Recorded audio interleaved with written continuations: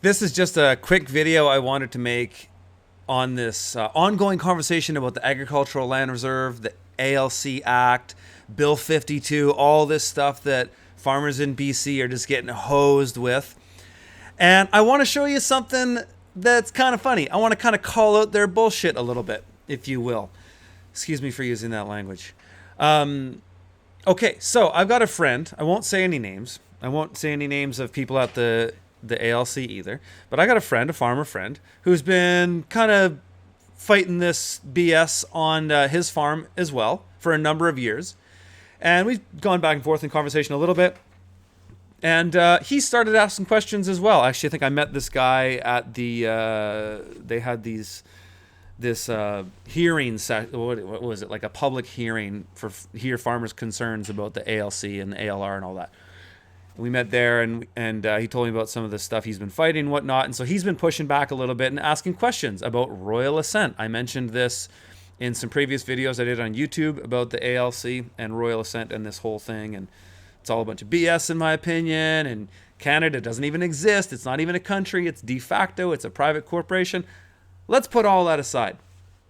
Queen Elizabeth is not the queen. It was Queen Victoria. She died a long time ago. Let's put all that aside, okay? Just put that aside. Forget all that. Let's just look at the documents themselves and see what they say, and let's try to find some truth or force and effect, however they call it, in here. So my friend is asking, hey, so-and-so emails people at the Agricultural Land Commission, says, I'd like to see some proof of Royal Assent on the Act, if you wouldn't mind.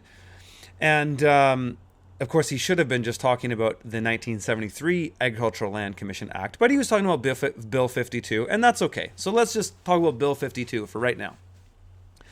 So somebody at the ALC who works there wrote him back and said, oh yeah, we looked into that. We found the signatures. Here you go.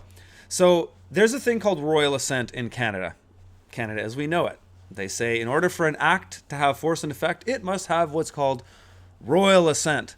So before we talk about this document in particular that they sent, let's just look at Royal Assent. So let's go online here and let's search the Royal Assent Act. Here's the Royal Assent Act right on the Government of Canada's website, Justice Law's website. So there's 7 articles here in the Act, but then there's also the preamble. Let's read the preamble, because you don't need to go much further than that. Preamble. Whereas Royal Assent is the constitutional culmination, of the legislative process. Whereas the customary ceremony of Royal Assent, which assembles the 3 constituent entities of Parliament, is an important legislative tradition to be preserved. Okay, sounds great. And whereas it is desirable to facilitate the work of Parliament and the process of enactment by enabling Royal Assent to be signified by written declaration. Now, therefore, Her Majesty, by and with the advice and consent of the Senate and House of Commons of Canada, enacts as follows.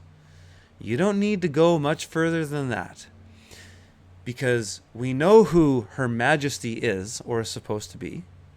And many people also understand and know that in Canada, the Governor General is the representative of the Queen. That's the highest authority of the Queen, according to them, in Canada, besides the Queen herself. Underneath of the Governor General, it's the Lieutenant Governors, or Lieutenant Governors, as they sometimes call them, that are in each province. That is royalty as we know it in Canada. The Queen, Governor General, or Lieutenant Governors. That and only that is royalty. So the Royal Assent Act is asking for a written declaration. Okay? Right there. Written declaration. Now, let's go to the document that was sent over to my farmer friend and look at that document. So here's the Act, Bill 52, that would have gone through the Legislative Assembly in British Columbia. And I believe this is dated the 5th day of November, 2018. Let's look for a signature of written declaration by Her Majesty or the Governor General or the Lieutenant Governors. Okay, let's look. Wow, we got up top here, we've got a signature. Clerk of the House. Okay, that's not royalty. Okay, maybe what's the next one here? We got another signature here. Kate something. Clerk of the House. Okay, well, we got another signature down here too. Another one. I can't quite read that. It looks a little different than the last one. Clerk of the House. Okay, the next one's got to be the Royal Assent signature, right? Down on the bottom, Royal Assent. I see a certified stamp. Okay, we see a stamp of Royal Assent. It says Royal Assent, right? It's got that word. Oh, but that signature on the bottom says Clerk of the Legislative Assembly. That's not the Queen. That's not the Governor General. That's not the Lieutenant Governor. It's a clerk. They hide in plain sight, folks. Right there.